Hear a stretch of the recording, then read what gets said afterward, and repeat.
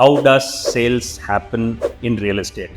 It all starts with knowing where the property is, knowing how it is being built, knowing their track record. What is the lowest cost in which you can construct an apartment in a semi-urban area? MRP or a per square feet rate of a house. What basis the land costs vary? Oversupply of same segment and oversupply or people migrating towards that segment. Globally, coming from an insider, I always plead that why people don't give perspective to this segmentation. Tesla is no longer viewed as a luxury by American consumers here. Owning Tesla or owning iPhone is no more usability perspective. How many of the builders have made the buyers visualize living there before even buying it?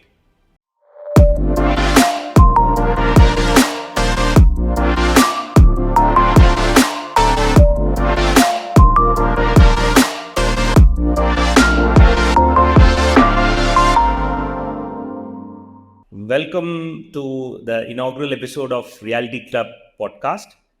Today, we are bringing you a candid conversation on a topic that at the heart of real estate industry, right? How does sales happen in real estate? I'm your host, Arun. I'm here to provide the insider's view of real estate, joined by Badri, who is going to share his outsider view of real estate as an NRI, as an investor, as a product leader in various tech places. He's joining from USA, Chicago. Balaji is another panelist here who is joining us as a marketing specialist. Again, he is going to give you an outsider's view for the real estate industry. As a marketing specialist, he's an expert in terms of various tech GTMs, SaaS automations, PaaS automations. So that's here it is. So let's get ready for an unfiltered next room chat, guys. Let us not make this very serious. We're going to make it just like how we normally speak of this recording. So that our audience who is typically trying to start looking at real estate industry, would be able to understand what this perspective of real estate could bring them. So we will explore trends, we will have perspectives, we will have our opinions, which might be completely different. I leave it to the judgment of the audience here. So At times against each other as well. At times, We'll agree.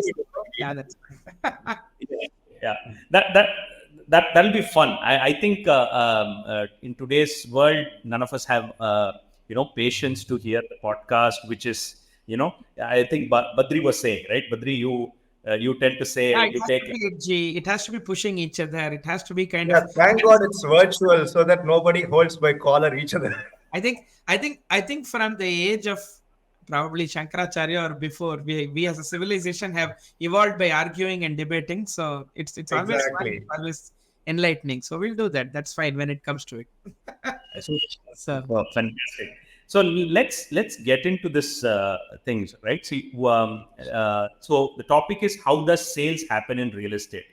So let's share our personal experience as to how sales happen in our view, right? So probably who wants to go first? Probably I'll give you that being in the industry for 15-16 years, having been an insider, how do I see sales happen in real estate is like this, right? It's more from the seller's perspective. I have primarily been in the real builders segment. So I would say every company's builders objective of the company itself, right? As to how the cash flow or timeline, what's the nitty-gritties of the project itself in terms of financial and costing determines how sales happen. I would explain in detail as we go along. What's your take, Badri? Sure. From a buyer's perspective, I mean, fortunately or unfortunately, I have myself not had an experience of buying an apartment, which many NRIs do.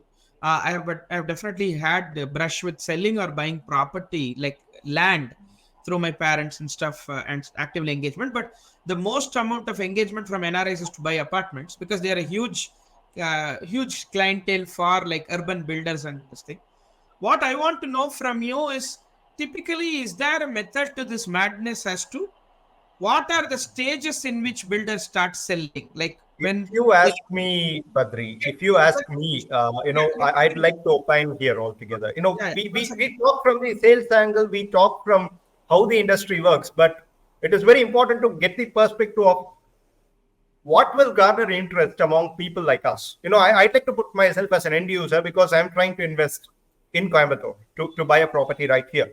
So I have a lot of points, I have a lot of deliberations to make. And I'd like to set aside as a marketer. I have the understanding of how the marketing works, but I'd like to set aside as a marketer and understand a lot of basic things to ensure I have a peaceful living for the rest of my life, wherever I go. So it all starts with knowing where the property is, knowing how it is being built, knowing their track record, knowing their confluence in this area, knowing their trust. There are a lot of aspects, and all these come as marketing narratives. And these marketing narratives should reach out to me as an end user. So, How it will get reached out, there are a lot of things that gets into play. intervening here, Badri, I mean Balaji. This Balaji Badri is going to be confusing. Sorry for that. I understand. See, this is the typical nature, right? I mean, as an outsider, if you see typically a serial investor and a guy who's already in marketing, uh, typically puts in buyer shoes, right? The entire industry itself is viewed from the buyer's shoes. But Absolutely. unfortunately, this industry does not work like that, right? From the insider, I'm just saying, because every home has at least 60 times demand, right? I mean, at least in India, right? I'm restricting my perspective only with the context of India as play, right? So every home which is there out there to be sold or have is there as a supply has at least 60x demand, right? So the majority is always going to need a supply, Mhm. but typically if you see the supply itself is not even 1/10 of the demand, right? So that's the gap. So there is I always have an a question to ask you here. What is the reason for the skewed supply demand gap? What is the reason? This is something I'm very curious because as a buyer, I want to buy a property, but I'm getting stuck. I have an analysis paralysis. And not that you don't have the supply, not that you don't have the demand, seeing from both sides of the spectrum, it's all green, right? there's a clear gap here in terms of the buyer. When he wants to search, he always want, I mean, all of us are very judgmental in real estate, or I would say prejudice in many sets, right? As a buyer, we always try to go look for litigations out there, to avoid it, Mhm. basically, right? Why are we Exactly. even, so that prejudice that, hey, this industry has some sort of not so transparent, not so things, is something is there imbibed as a buyer. And unfortunately, from the other side, as an insider, right, from builder angle or a seller angle, we also don't try to correct that linear sense, right? We tend to compete. I mean, most of the builders here, in spite of such a huge demand supply gap, have we got, how many brands could we even recall across India, right? Very Uh, little. I know not more than 10, 15. Absolutely. And even in a city, say for a Bombay or a Chennai or a Bangalore size or a Delhi NCR level, right? How many brands do you think we'll be able to, call it and say that, hey, these guys have so much market share in this particular city? Nobody go past 5-10% of the market share. Exactly. So that, which means out of that 5%, there are many lower tier people who are who are below 1% market share, which means it's going to be so many choices and options, right? So options and choices, if you ask me from the buyer perspective, is it good? Yes, but unfortunately, in spite of demand being 60x, right, most of the supply has been in the middle tier, which is the middle income, the so-called upper middle income group, right? You don't get to see products which are for somebody who's, I mean, the affordable segment, right? I mean, below 30 lakhs or below 40 lakhs. Today below 50 lakhs is called affordable in some means, right? So I think below 30 lakhs, can we even imagine a house? That's where the supply demand gap is going to get reduced. I have a few I have a few points and like few questions also. Very simple economics wise. What is the lowest cost in which you can construct an apartment and construct and sell an apartment in a semi-urban area? Let's not even go to tier 3. Like let's restrict to Chennai and its suburbs, or Coimbatore and its suburbs, or Bangalore and its suburbs. What is the cheapest that a builder can sell an apartment for and even make a profit? Like, is it 50 lakhs, 30 lakhs? Is there a magic number? Yeah. See, to quickly understand or dissect this, right? MRP or a per square feet rate of a house, right? Out of that, how much is what is the cost of construction, and then the marketing cost and approval cost, and then the margin, right? This is what would typically constitute a MRP, right? Maximum selling retailing price, right? Out of that, the projects which are out of the construction cost, the cost of construction, there is an additional component called land, the parcel of land on which the construction happens, right? So if you typically see the center of a city, the cost of the land goes up to almost 60-70%, right? Vis-a-vis, if you go from the middle portion of the city towards a properly slowly developed area, Periphery, yeah. almost a 60-40 ratio, which is 60% construction, 40%, 60% land and 40% construction. And then slowly, if you move the dynamic switches, right? So if you typically see in all these three scenarios, the construction costs do not change. Exactly. The component of land is what is the predominant differential factor in terms of something which is bought in the prime or center of a city towards the developing area. Right? I may be controversial here. Sorry, Badri, I'd like to ask one question. I may be controversial over here, but on what basis the land costs vary? On what basis this kind of demand sort of accentuates? You talk about cities, you talk about tier 2, tier 3, the preference of people to live in a certain place varies. And, at times people are forced to move out of a certain region. All of a sudden, the cost gets skewed. In general, let's talk Bangalore, for example. It was the most expensive city until about 2 to 3 months back. We have hardly seen real estate prices dip anywhere in India. It has happened for maybe the second or the third time in the whole history. Yeah. See, again, Bangalore scenario is towards oversupply in a particular segment, right? And that segment is too much crowded in certain parcels of, the core part of Bangalore, the so-called electronic cities and the IT corridors or whatever of Bangalore, right? The typical developed in the last 2 decades, right? So oversupply of same segment and oversupply or people migrating towards that segment from various parts of South India towards that place. That's causing things to happen. So that we'll reserve it separately. This is where it is. You were asking me about, coming back to your question, Balaji, is that on what basis the price of land is determined, right? Today, it's like this, right? Again, demand supply ratio, right?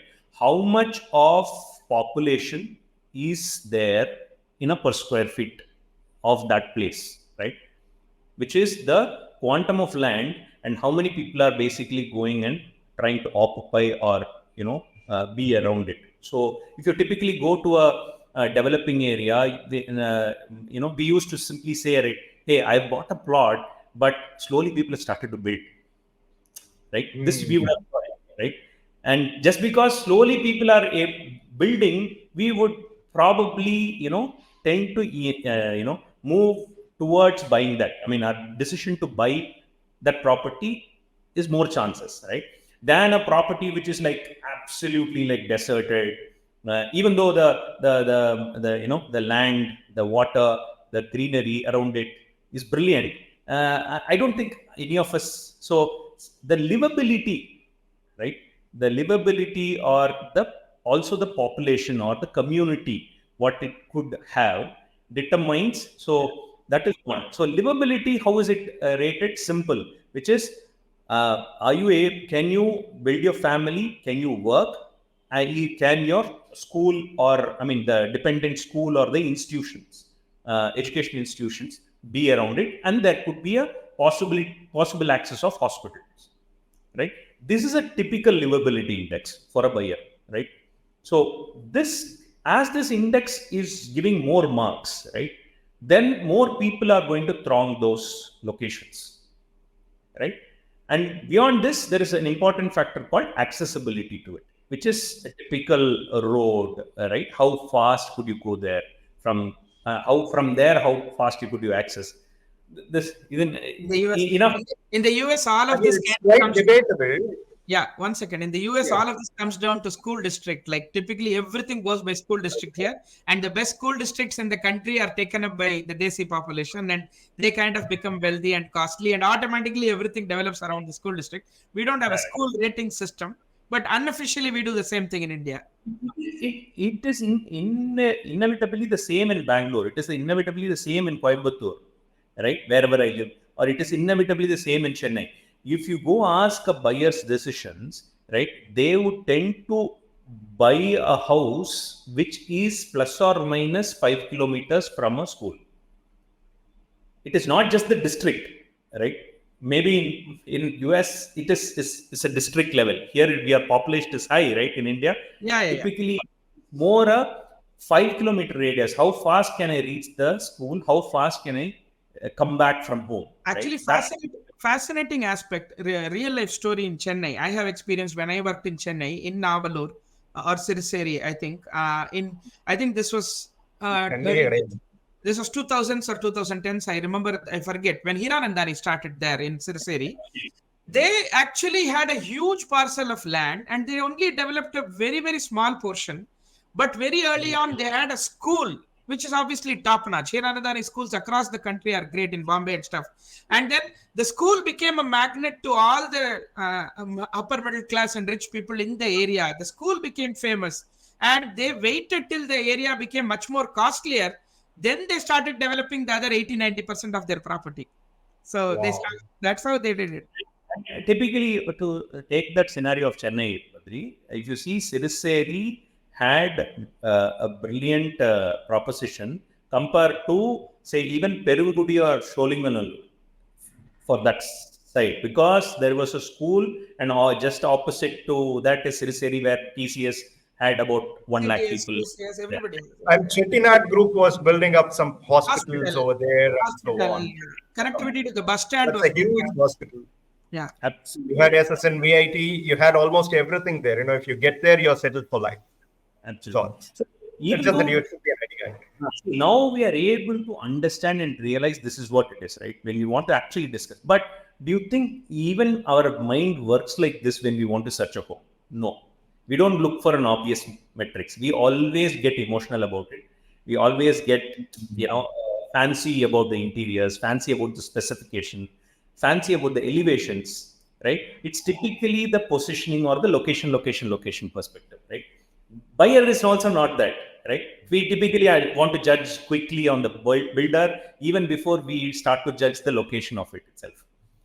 Are we convinced about the location? Are we convinced about this thing? And then probably, do the due diligence later, right? Rather we do the due diligence and then, then subsequently whoever goes through this due diligence, we tend to choose. So that is one buyer. From the seller perspective also, I would say there are very few players like Hiranandani who creates that perspective. I mean, who are first to move in to a new location in a developing area. He creates that first point. You don't They find are the demand generators, is what we They can put don't it build out. everything. They put the place, They they create start demand. with experience, and then they develop their property over time, 10 year, 20 year, 30 year.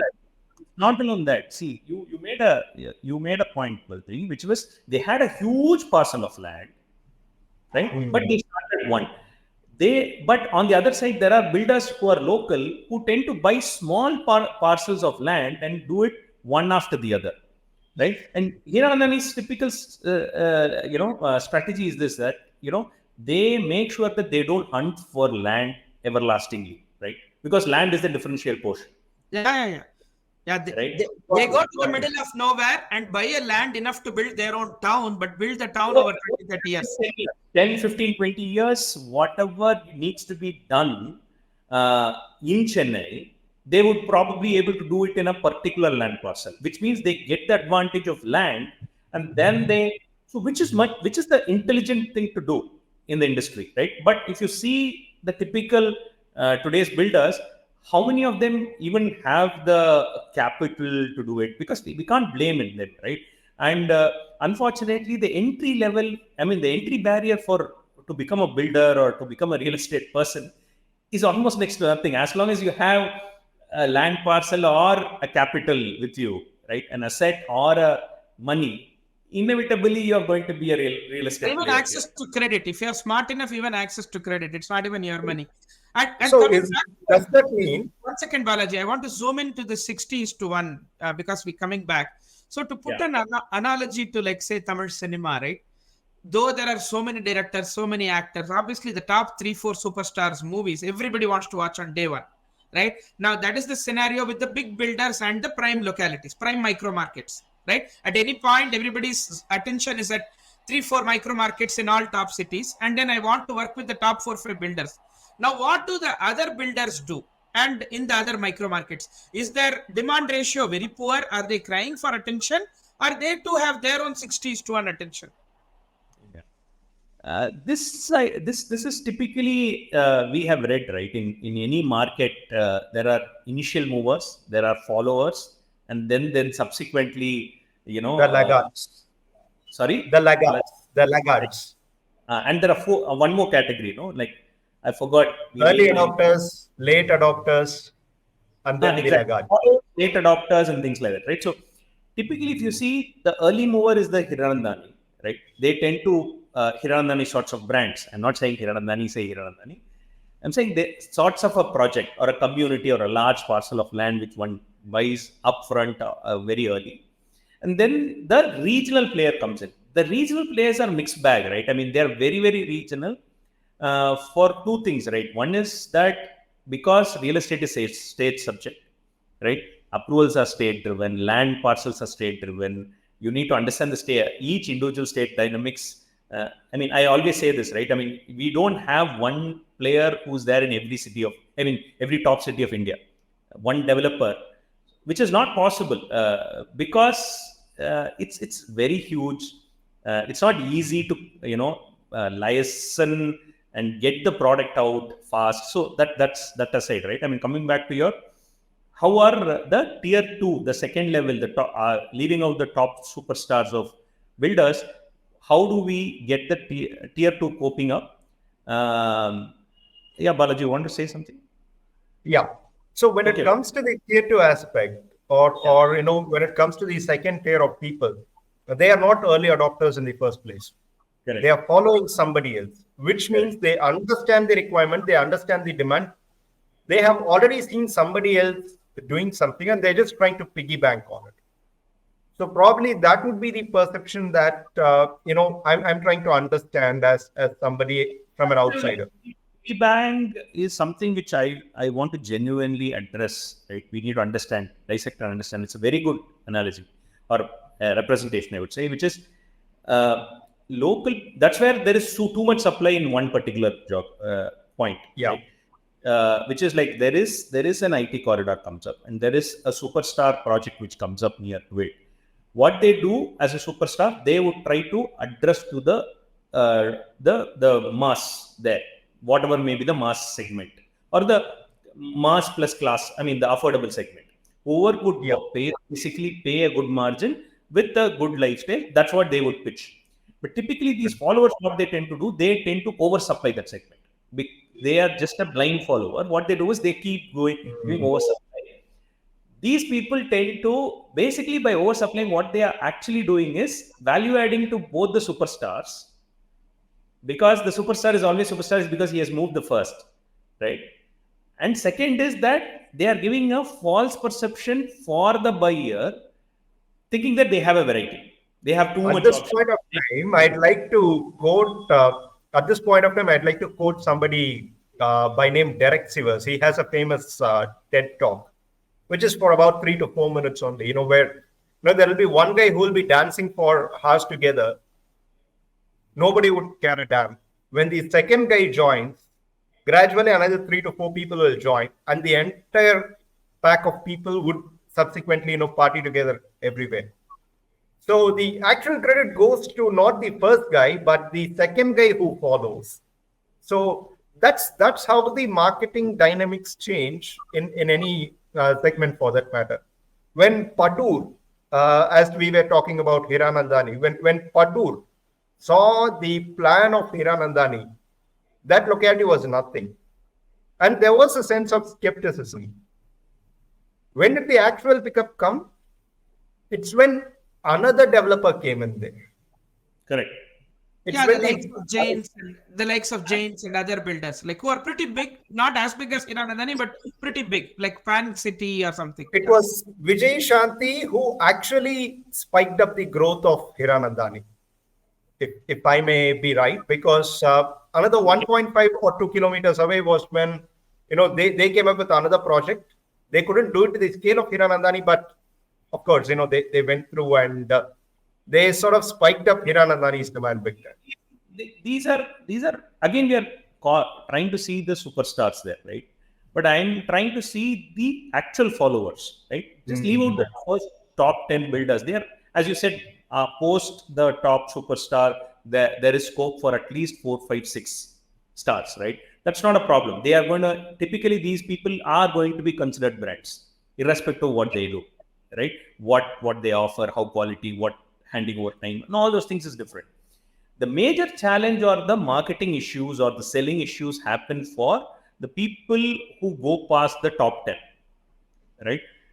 For them, they have, just to bring the difference, what they do is they try to give more for less always. I mean, this is the typical Indian mindset, right? I Exactly. mean, think that. So when they give more for less, what happens? They also don't have the idea or any other mode as to how fast that has to be sold, right? When they give more for less, they have to probably capitalize the time as well.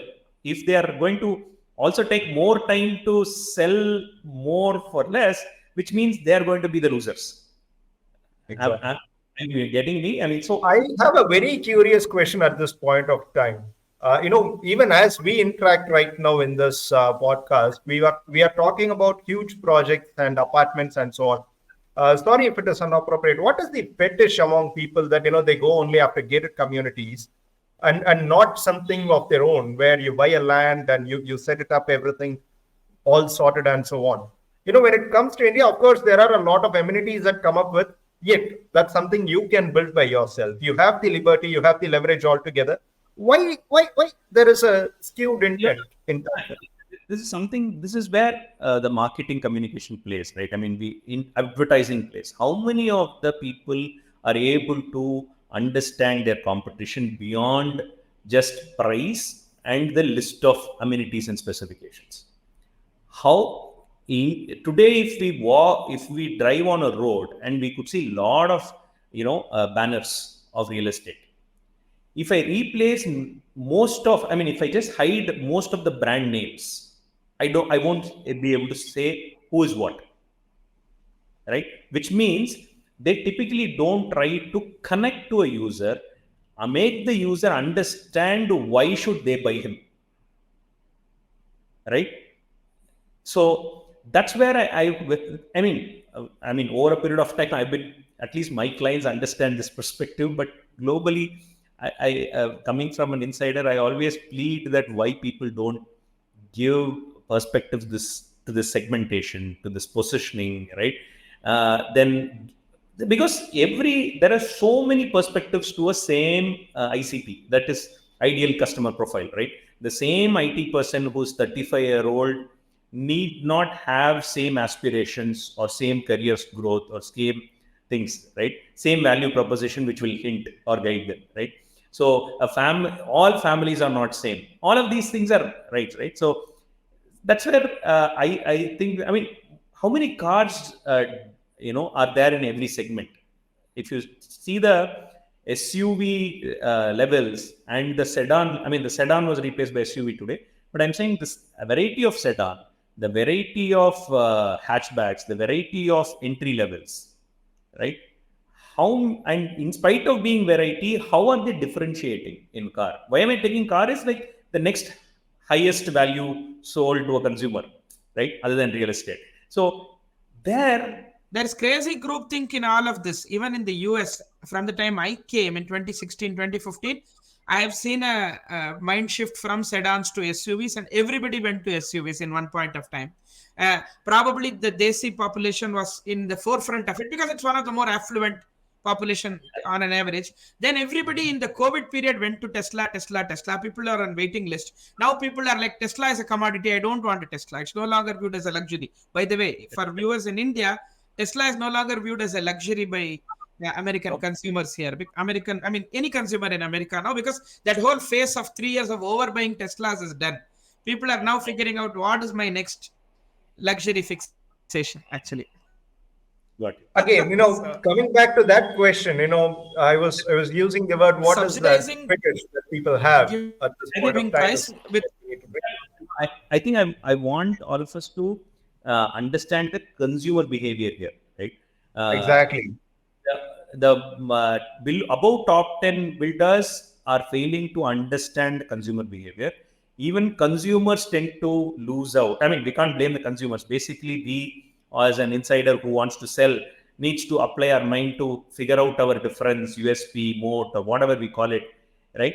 To position it. Balaji, I wouldn't be blaming anybody over here. It's about the survival of the fittest, where you go to the evolution, you go to the history, and there are only two things that any business will have to do to survive.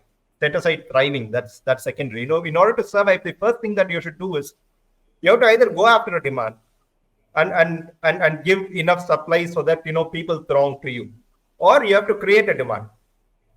So, there is nothing right or wrong about it, in my opinion. But the point is, how fair are you going to play there? That's very important. Agreed to your point, Balaji. Creating a demand is correct, but within the same segment, what sort of demand differentiations you have to start talking about? See, right? Because all of us are, let's take this upper middle class between like 50 lakhs to 1 crore, 1.2 crore or 2 crores, right? This is the typical upper middle class where every supply, whichever city you go, you tend to see anything between 0.5 to 1.5 crores range, right? Within this, if assuming every brand is supplying heavily, right? What more? Every person out there in the same location is going to have same height of floors because the road width is same. Because of that, FSI is fixed. So typically, if one person is going to go 10 and somebody could maximum go 12. That's the wildest difference which they could show. Which means most of the elevations are same. Because of the road, there is a specific open space reservation setback is set. So which means probably layouts are different, right? So what is it that people have failed to understand and connect to the psyche of customers, right? Unlike other industry where you have to, a guy who sends chocolate, I understand it's FMCG, but a chocolate tries to understand, research consumer, segment it, like dissect, and each segment they position it like that, right? For a cool drink they do it, but for a highest value like us, right? How many of us even think this beyond a happy family photo on the ad, right? That's all it maximum people think of. A happiness, happy family, one father lifting his kid, or wife and posing from a balcony. That's the best which they could think of. Beyond that, can we? I mean, how many of the builders have made the buyers visualize living there before even buying it? Right? If The they could, experience of it. Yeah. it's just not about experience. It's about why in a simple paper ad also you should be able to convey while reading, while seeing. I should feel that connection, right? And then while I have inclined towards seeing you add, seeing your perspectives, I also see the common checklist of, hey, these guys also have the elevation, these guys also have the specification, these guys also have the amenities, right? But this is something where I could be able to connect, right? I mean, Badri was talking about Tesla. Owning Tesla or owning iPhone is no more usability perspective, right? It's not about just calling for a driving pleasure. No, right? It's the owning perspective. What gives you is beyond driving there, right? What gives you is beyond just making calls It there, has almost right? become a car or a phone. It has become a car or a phone, just like Xerox became a word for the photocopier, right? So, like iPhone is practically for many people here the phone, right? That's about it. So, how can you drive that level of? Badri, it's also an extension, right? See, a person holding an iPhone, a person holding a Samsung. Uh, Forget about what outsiders think of him. What he thinks of himself by owning it, there is a connect, right? That psyche is there, right? That sort of perspective is not there for this highest value product, unfortunately. The maximum duration of car is what, 7 years. Somebody could own a 7-10 year Yes, yes. duration. For that, if That's we it. need to do it, these are probably a one-time affair in our lifetime, Phone is right? phone is Most phone of, is 3-4 years. You might stick to the same brand, but largely the third year it's going to slow down. but still there is some sort of a connect and a pride which that segment feels, right? There is an iPhone SE guy, whoever owns that lowest category of iPhone still owns some pride, right?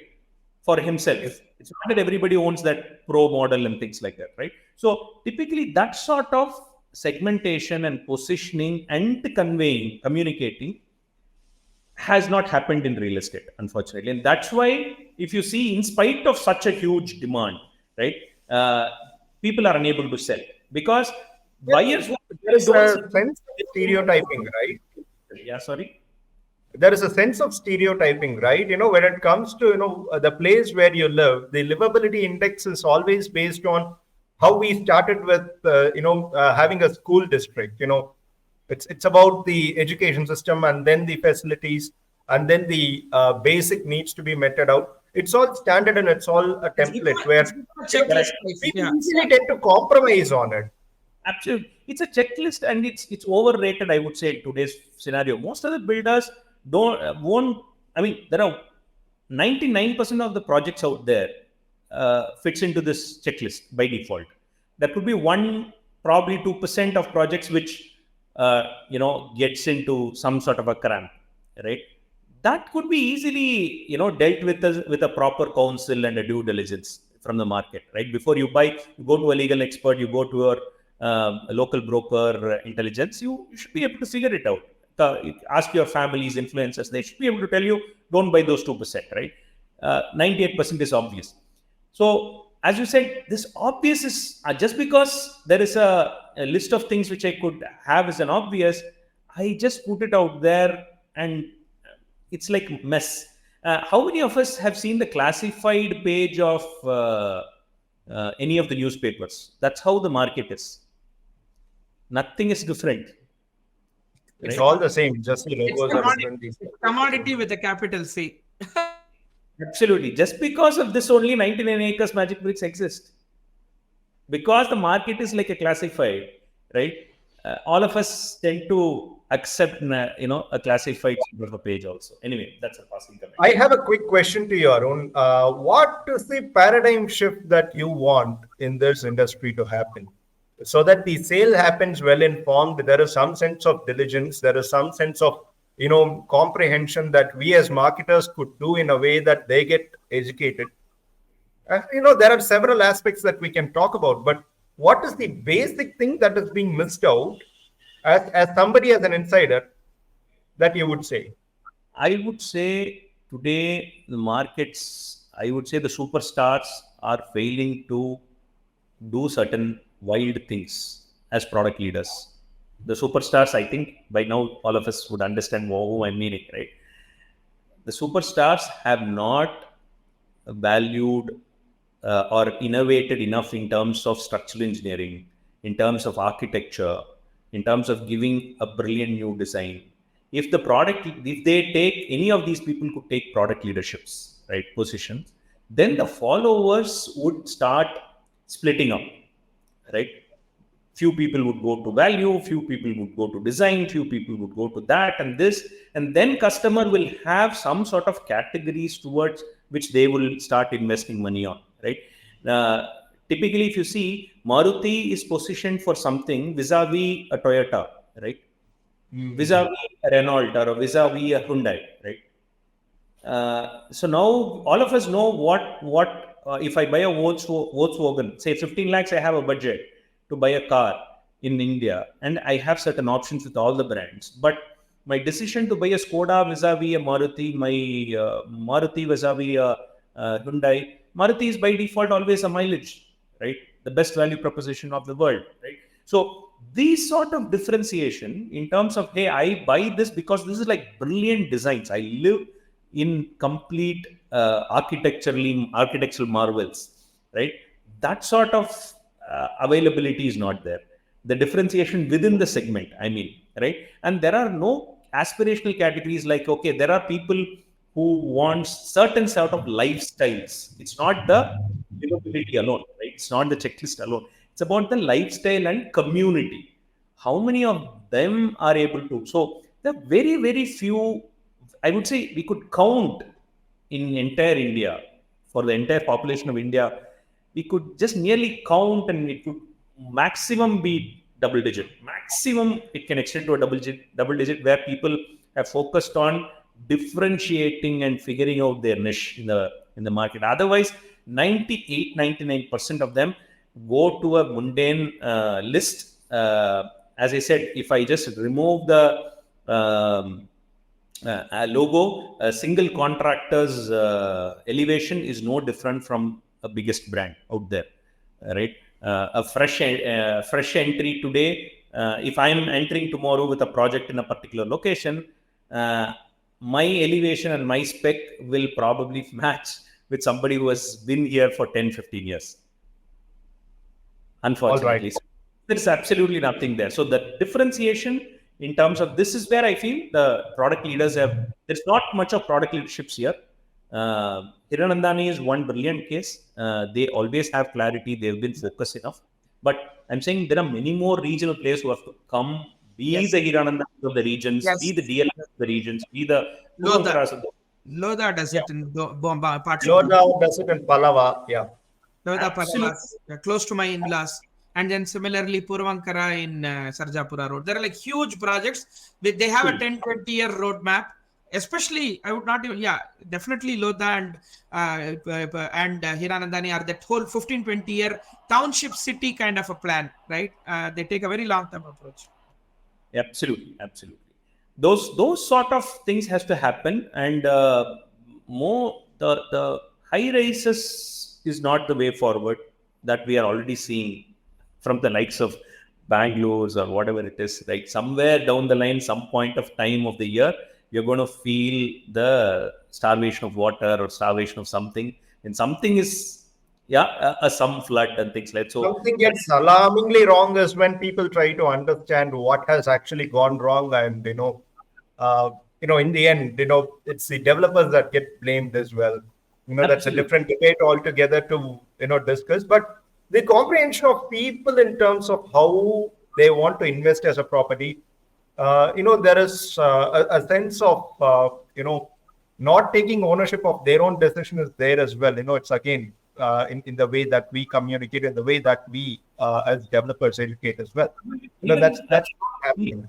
I forgot to talk about the banks here, right? The roles of bank. The banks have the highest trust in the game amongst the buyer mindset, right? But even the banks have failed miserably, I would say, in terms of pitching and positioning and pushing these limits to these people. I mean, of course, I'm saying again, when I say banks, I'm not meaning the employees or the structure and things like that, but as an ecosystem, I mean, as a system itself, right? Because They simply piggy bank on the players. They're like, okay, everybody all papers fine, yeah. wants to typically, take the thing and change it. But after RERA and after things, lot more formalization is happening and lot more architects, people slowly, because of the digitization and the new millennials coming into play, the new MBAs from foreigners who have taken over being realtors today. I mean, I can't imagine when I was studying an MBA being a realtor, right?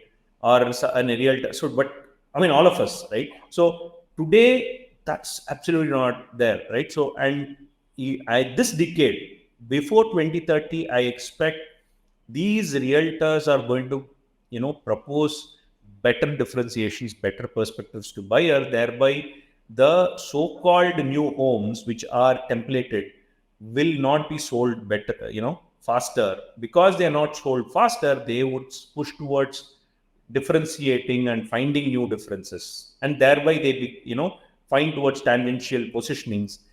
That's how the industry is likely to change. And also government's efforts to demigrate, promote tier 2 cities, promote tier 3 cities. That's a huge theme for me. That's a huge theme for me because I'm seeing the other side. I have a big contrast in my own family, with my side being in Coimbatore and my wife's side being in the MMR region. MMR region, how many ever coastal roads they build, how many ever trans harbor links they build, half of Bombay population has to go out, even if all of their planned projects take shape to literally sustain even 60% of Bombay's population. No, Yeah. that is We look at almost, to Goa and say New Mumbai, yet another. that seems to be the similar story in Bangalore, the NCR, Badri. It's almost same story. I would say in Chennai, probably OMR, right? Yeah. If not, I can't call the entire Chennai, but at least the OMR, right? So Chengalpattu coming in as Chennai then. so anyway, that's so. I think this demigration is a theme which definitely is happening. Tier 2 cities have gained much more prominence because of COVID. IT services working from home, and these warehousing and reverse warehousing by from Amazon and Flipkarts have moved demigrations. Anyway, these are topics which we will keep talking about. Basically, I think we've spoken about the marketing dynamics, the strategies. We've spoken about customer journey. We did touch upon. I think the primarily to consolidate the challenges and solutions. We did speak about challenges. What do you guys think, as an outsider, could be a solution for today's a builder who is a follower? Let's not speak about the top and bottom end of the pyramid. We focus on the masses of builders. Yeah. Anybody? I have an important point to make over here. How well the regulatory infrastructure also plays around is pretty important. You talk about high-rise buildings and so on. Are roads wide enough? That's one basic question that nobody wants to answer. Nobody bothers about it. If you consider Bangalore, every road there is a 2-lane road. Nothing is that big. Yeah, And if you talk about Delhi, it's all more than 100 feet road, but you have a road by name 100 feet because that's the biggest over here. Balaji, see, it's all intertwined, right? The infrastructure, be it the road, sewage, the PWD, right? That portion of it will automatically declutter and things like that when the reverse migration happens. When I say reverse migration, it is just not about tier 1 moving to tier 2 alone. Within tier 1, the central, there should be more than one center point, right? There should be Exactly. CBD. hub and spoke model sort of CBD. sorts. Multiple CBDs in Bombay, right? Like VTCST Exactly. is one, Exactly. VTCST is one, BKC became the next. Now you have Vashi, and then you'll have more around the new airport. Absolutely. And once this is there, right? I mean, government could do this definitely. And the next people are the developers. The developers have to come and start when they, as soon, move on to the new hubs or the new points. They also have to think from the customer angle as to how to better their lives in terms of just not giving them a tap, but how do we give them a sustainable water from it, right? Exactly. Exactly. Conservative over a period of next 2 decades, right? I was about to point all these. Yeah, I was those about are to point out. today. If any developer is going to could assure, I'm giving him it's a feel like if as a lifestyle, if they could assure anything guaranteed for next 10-20 years, there's a huge people are going to fall, line up as a queue in front of a builder office to just blindly buy it. But no builder today could basically guarantee it because they don't want to take risk. That is one. I mean, I'm not blaming them to take, or I'm not pushing them to take as a whole soul responsibility. But these are the dynamics with which things are drastically changing. I'm sure there is deep migration which is happening.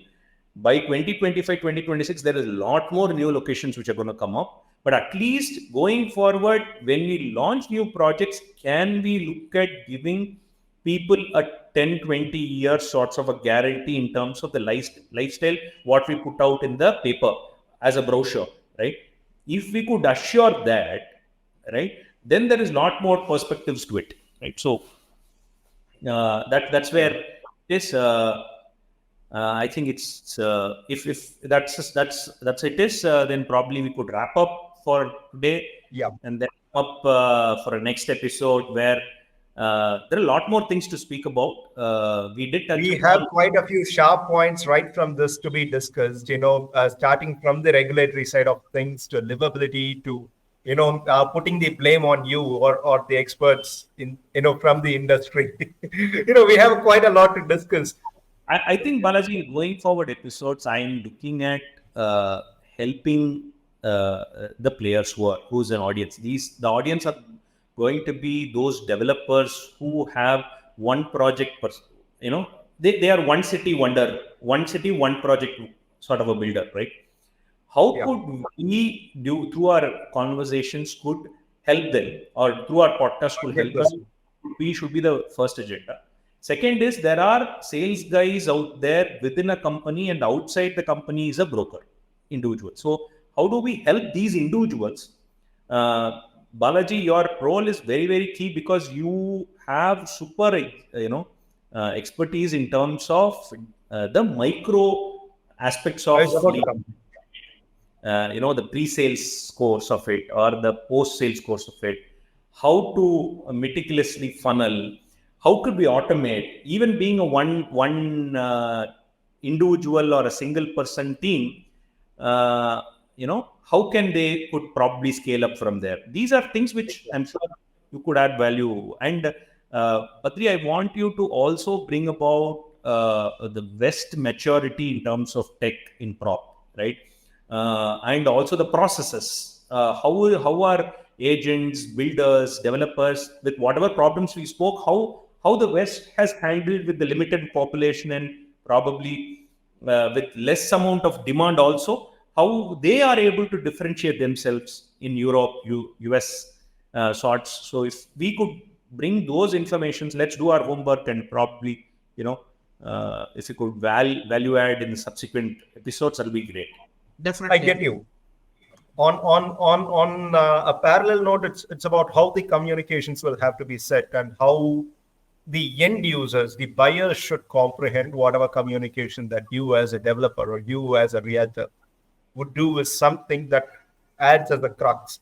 And it's very important that there is a very strong and solid responsibility that people in this industry actually have, because when you get to a new property, you're settled for life, and that's very important to have a very peaceful life altogether with See, minimal or absolutely near to no problems that they may face infrastructurally. we are also in this podcast we are focusing on bringing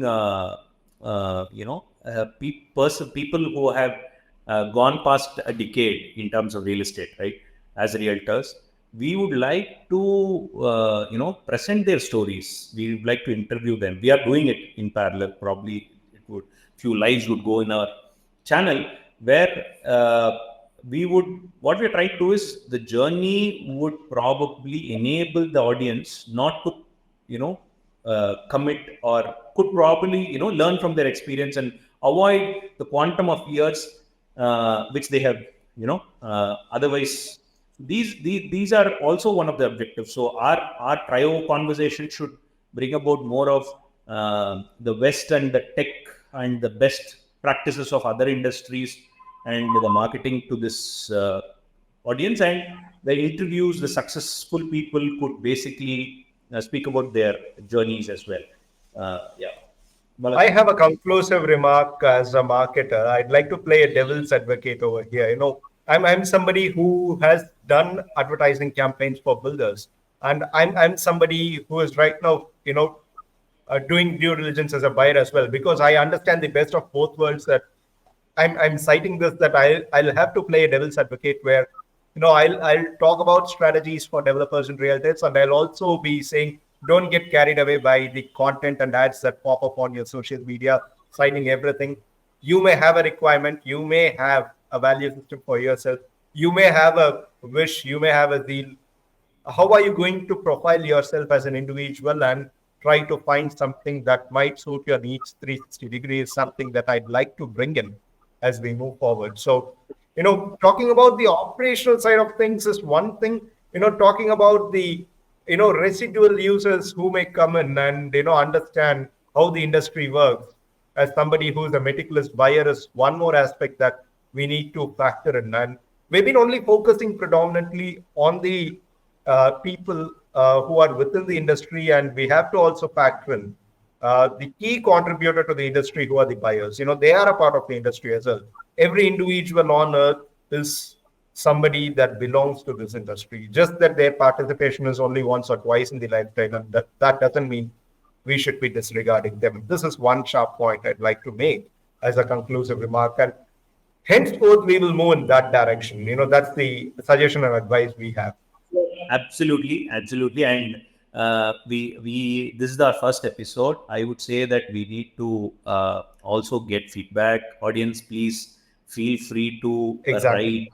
write, help us improve, and ask certain questions, or tell us certain perspectives which we would like, which you want us to maintain. So these are things which will help us bring more perspectives. And if you are willing to join us in an interview, join us for a conversation, feel free. That will be useful for somebody at some point in time across the globe. So that's the objective of this club also. Thanks for today, Balaji, Badri. Great speaking today, and let's have one more session very soon. Definitely. Looking forward. Thank you, Arun. See you again. See you in the next episode. Bye. Bye.